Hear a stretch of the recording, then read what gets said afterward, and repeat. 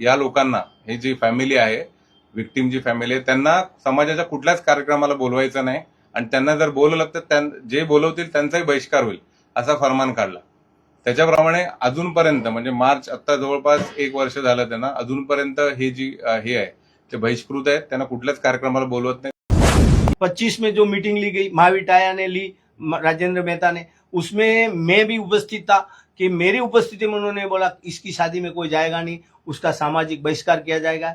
मेरे को भी धमकी दी गई कि तुम्हारे भी कपड़े उतार दिए जाएंगे, किसी को बुलाओगे नहीं, करोगे नहीं, इस प्रकार की धमकी दी गई। सोहनलाल जैन म्हणून आपले जे आहेत विक्टीम आणि फिर्यादी, तर यांचा जो मुलगा आहे त्यांचं लग्न 2025ला ठरलं.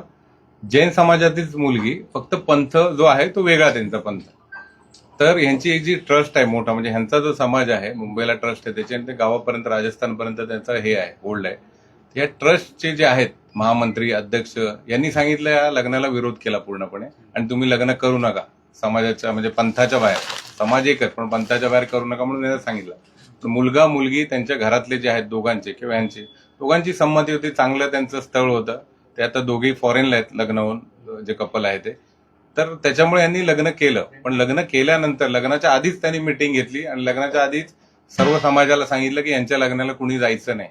त्याच्यामुळे ज्यांना इन्व्हिटेशन दिलेले ते बऱ्यापैकी खूप सारे लोक आले नाहीत आणि जे आले त्यांना रितसर त्यांनी माफी, समाजाच्या पुढे माफी, लेखी माफीनामा घेतला त्यांच्याकडून. काही लोकांकडून पैसे घेतले, 11,000 15,000 असा दंड सुनावला की आला नाही. आणि ह्याच्या पुढे या लोकांना, ही जी फॅमिली आहे विक्टीम जी फॅमिली आहे, त्यांना समाजाच्या कुठल्याच कार्यक्रमाला बोलवायचं नाही आणि त्यांना जर बोलवलं तर जे बोलवतील त्यांचाही बहिष्कार होईल असा फरमान काढला. त्याच्याप्रमाणे अजूनपर्यंत म्हणजे मार्च आता जवळपास 1 वर्ष झालं त्यांना, अजूनपर्यंत हे जी हे आहे ते बहिष्कृत आहेत. त्यांना कुठल्याच कार्यक्रमाला बोलवत नाही. त्यांचे इव्हन नातेवाईक सुद्धा आहेत, ते त्यांना बोलवलं तरी आदल्या दिवशी सांगतात आदल्या दिवशी या तुम्ही घरातच राहा, बाहेर पडू नका, अशा प्रकारे त्यांना ते अटेंड करायला लागतं. आत्ताच मुंबईत एक कार्यक्रम झाला सर्व समाजाचा, त्याच्यातही त्यांना इन्व्हाइट केलं गेलेलं नाही. अशा प्रकारे अजूनपर्यंत ते बहिष्कृत आहेत आणि त्यांना या संदर्भातली माहिती नव्हती की महाराष्ट्र ह्याचा ऍक्ट आहे सोशल बॉयकॉट ऍक्ट 2016, याच्या संदर्भात त्यांना माहिती नव्हती. जेव्हा ते माझ्याकडे आले त्यावेळेला मी त्यांना सांगितलं आणि त्याच्यानंतर आम्ही नौपाडा पोलीस स्टेशनला कंप्लेंट केली. पण ती कंप्लेंट करून सुद्धा पोलिसांनी कुठलीही गुन्हा दाखल केला नाही. तो दखलपात्र गुन्हा आहे, त्याच्यावर काही आयपीसीची कलमं पण आहेत, कारण का त्याच्यात एक्स्टॉर्शन आहे, धमक्या दिल्या त्यांना, कपडे फाडू वगैरे वगैरे.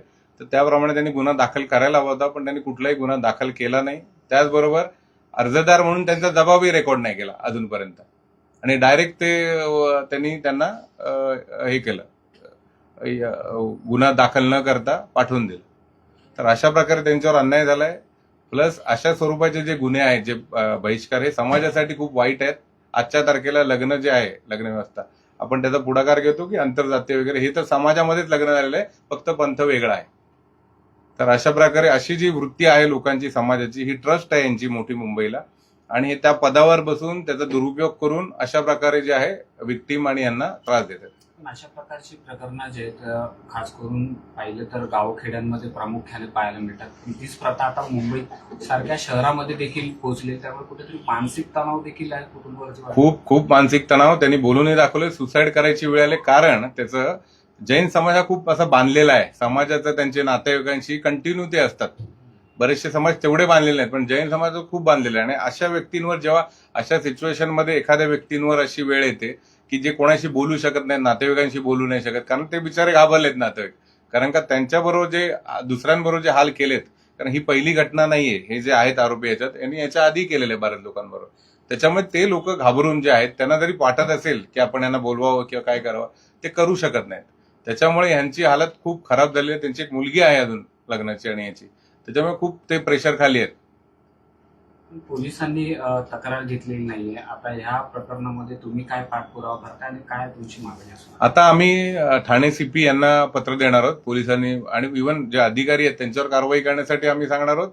त्याच्यानंतर आम्ही जर नाही पोलिसांनी कुठलीही ऍक्शन घेतली, फिर्याद दाखल नाही केली, तर आम्हाला कोर्टाचे दरवाजे उघडे आहेत. आम्हाला निश्चित त्याच्यात न्याय मिळेल आणि कोर्टाकडून आम्ही एफआयआर दाखल करण्यासाठी पोलिसांसाठी आदेश घेऊ. सर, तुम्ही म्हणता पोलीस समोरच्यांना काहीतरी मदत करतात, मेसेज त्यांना पाठवले जातात, तो काय प्रकार? आता ह्याच्यामध्ये फिर्यादीने जी मला माहिती दिली, याच्यामध्ये त्यांच्याकडे काही माहिती आलेली आहे की यांना जेव्हा आम्ही कंप्लेंट केली फिर्यादीचं असं म्हणणं आहे की त्यांच्याकडे त्यांना त्यातल्याच काही लोकांनी सांगितलं की इन्व्हेस्टिगेशन ऑफिसर जो आहे अर्ज आल्यावर आम्हाला न बोलवता डायरेक्ट व्हॉट्सअपवर त्यांनी त्यांना मेसेज केलेत की अशी अशी कंप्लेंट झाली. ते पूर्णपणे चुकीचं आहे. त्यांना रितसर अर्जावर अर्जदाराचा जबाब घेऊन जर तशी गोष्ट त्यांनी केली असेल तर ती पूर्णपणे चुकीची आहे आणि बेकायदेशीर आहे. त्यांनी पहिला ह्यांचा जबाब घ्यायला पाहिजे आणि त्यांना रितसर पत्र पाठवायला पाहिजे, समन करायला पाहिजे चौकशीसाठी. ती प्रोव्हिजन आहे सीआरपीसी मध्ये. व्हॉट्सअपवर पाठवणं म्हणजे ते काहीतरी संशयास्पद वाटतं, प्रायव्हेट वाटतं. आणि त्याच्यानंतर जेव्हा आम्ही गेले तिथे पोलीस स्टेशनला, मी नव्हतो, हे गेले, तेव्हा त्यांना पाठवून दिलं लगेच. असं आहे. त्याच्यामुळे याच्या संदर्भात पण आम्ही कमिशनर ऑफ ठाणे पोलीस जे आहेत त्या साहेबांना आम्ही सांगून तक्रार करणार आहोत. पुढील म्हणजे त्यांना बायकॉट केलेला त्यांच्या समाजातून असं त्याचं बोलले. येस. काय नेमकं त्याचं हे? पहले तो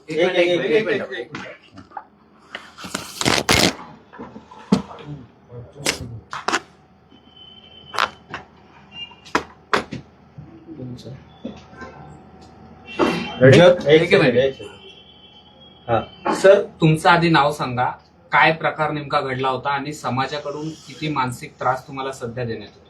मेरा नाम सोहनलाल छबीलाल जैन।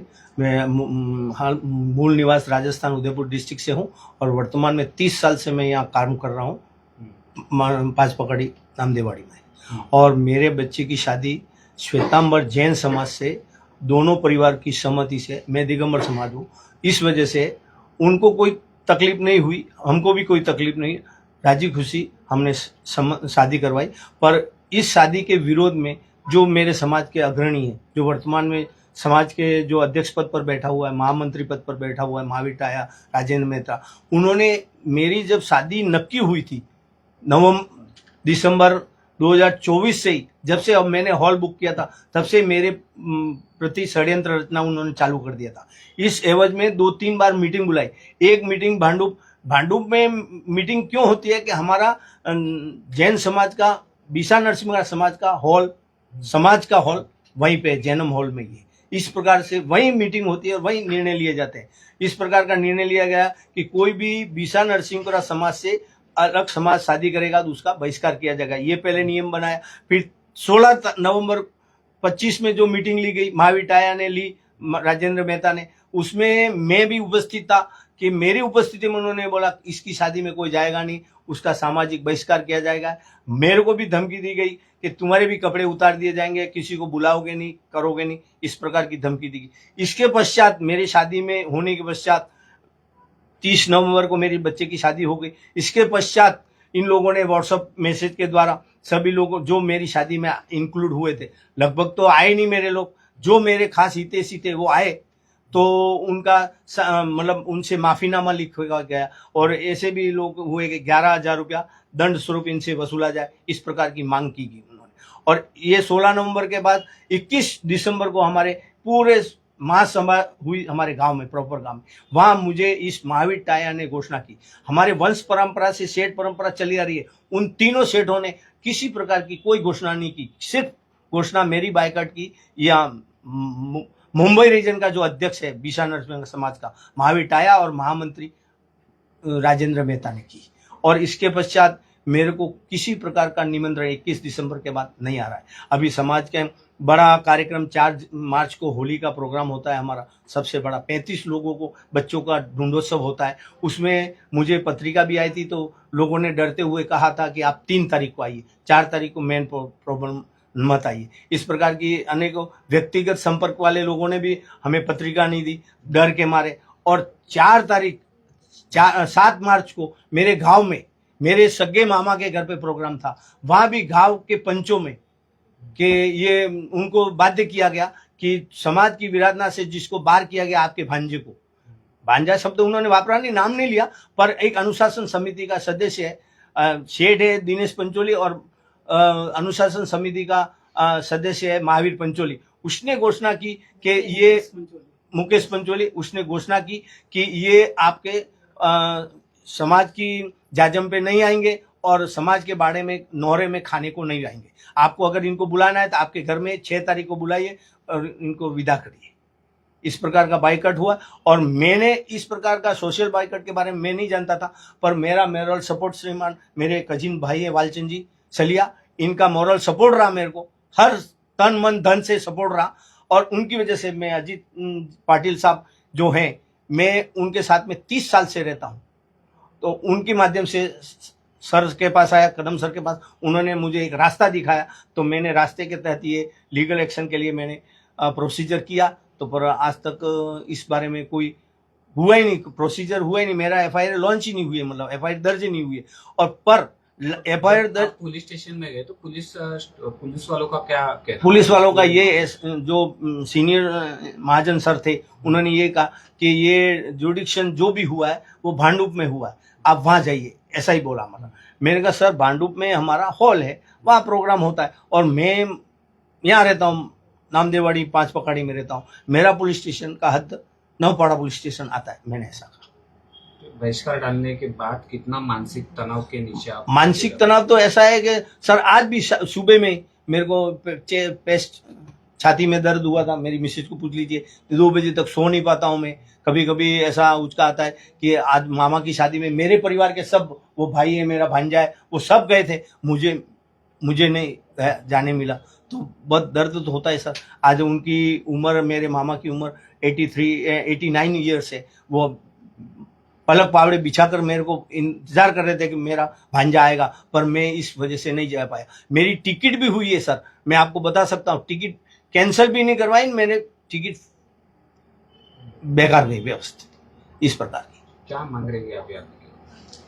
मेरी मांग तो यही है कि मुझे ससम्मान वापस जिस हिसाब से ले लिया जाए, बस यही हमारी मांग नहीं और क्या। और कुछ नहीं। और इस प्रकार, और ये जो घटना घटी है मेरे प्रति, इस प्रकार बहुत सारे लोग हैं, पर कोई भी आगे आने को तैयार नहीं हुआ। मैंने इन बालचंद जी और मेरे अजीत पाटिल जी और सब कदम सर के सहयोग से मैंने एक हिम्मत जुटाई कि मैं इस पॉइंट तक पहुंचूं, मैं कि आगे मैं हर समाज, इस मेरे जैसा व्यवहार अन्य किसी के साथ नहीं हो। और मैं गलत नहीं हूं सर, मैंने कोई गलत काम नहीं किया है, न मेरे बच्चे ने कोई जिहादी प्रवृत्ति अपनाई है, न मैंने इस्लाम धर्म अपनाया है, मैंने कुछ भी नहीं किया है। मैंने जैन समाज की लड़की से, जैन पारिवारिक सहमति से और राजी खुशी, बड़े वेल एंड सेटल्ड अरेंज मैरिज की है, कोई लव मैरिज नहीं की है, कुछ भी नहीं की, अरेंज मैरिज की है।